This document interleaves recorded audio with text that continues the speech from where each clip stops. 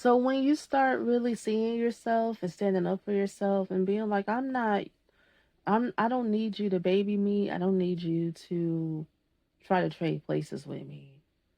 I need a real friend, a real lover, a real support. This is this is the real me. This is what I actually have going on. This is what I value. This is what I put my trust in. I meditate every day. I love God. You know, I take great care of myself. I don't need you to create and nestle up underneath me and create something where I need you. When in certain ways I just don't need you, and it's okay. And if you're not okay with that, then we're not compatible. You know, I'm not looking for a relationship where I'm being fake babied. I don't need to be babied. I don't need the edge taken off of me in a certain way. I still want to love God, rely on God. I'm not looking for codependency. And so when you take the codependency off the table, a lot of times people will disappear or they won't know how to interact with you or how to approach you because they have not found that within themselves, like their own sense of identity. They feel empty. And you're bringing the humor, and you're bringing the light, and you're bringing the sunshine. You're bringing the passion, and you're bringing the fire. That's why they go silent whenever you assert yourself and be like, it's like, why are we doing this fake shit again? Why do I have to keep this up? Because you're feeding them. You don't realize it because you have not learned to value your energy yet. And see, this is why I be sharing the meditation for 15 days and the living workshops and the um, energy type, feeding your own energy. You are the frequency. You are the leader here. And you feel it and it's disappointing to you, but you really need to start thanking God for it because this is how you don't end up getting jacked up in this world anytime they want to throw something on the population. You don't never fall for it. So you always rise above it. It's a blessing. You're a blessing. You're not alone. You're not alone. And when you start enjoying your own presence, you'll start having friends, like real friends. And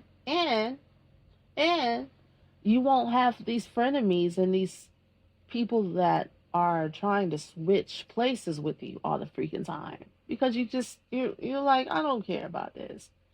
You know, when that's when you get rid of that abandonment wound. When you learn how to sit pretty, do nothing, and receive everything.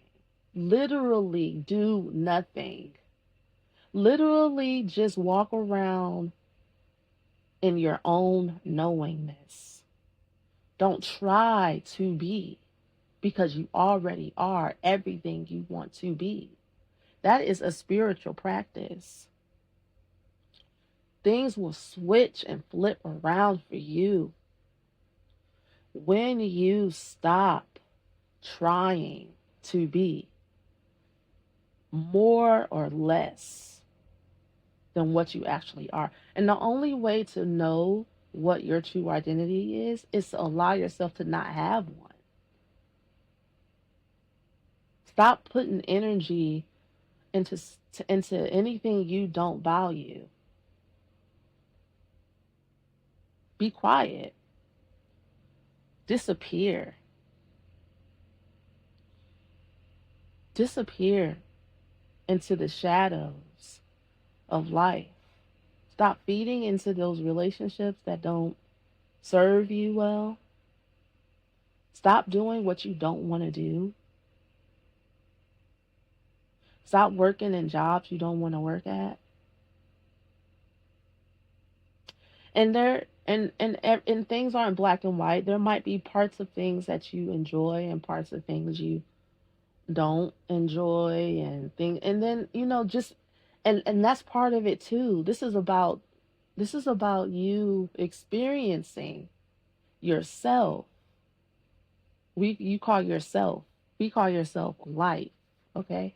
Experiencing yourself, which is life, in the ways that you want to. Because why the else are you here except to do so? Except to do just that. Whatever you want the fuck to do. And in the world, or the ego will consider that a crime unless you get permission from Caesar to do so, the government, the dark world, unless you're a celebrity, unless you have a billion, trillion, billion, million, jillion, like, girl, don't put me in a box or limit me. I can do nothing if I don't want to. I can sit around and like a queen and not be heralded a queen by the media if I wanna. But because I said so, because I'm me, that is enough, right? So you have to start talking and feeding into yourself in this way. Period.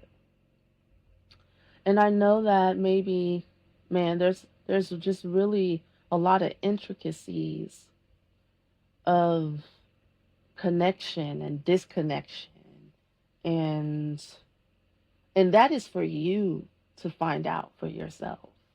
I'm not going to hit on every little single last note, the dissonance and the harmony, because what you want to experience is harmony, but the dissonance is important as well, and you have to find out why. But I am going to do a reading. I'm going to do a reading.